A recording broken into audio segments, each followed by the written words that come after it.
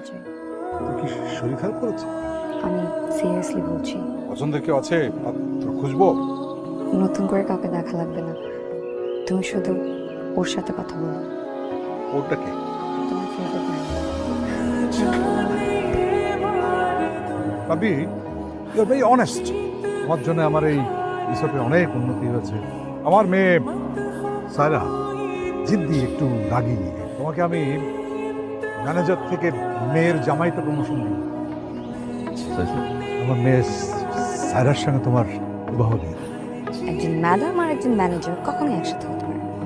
কিন্তু এটা পসিবল, এবং বাবাও এটাই চায়। It's not possible.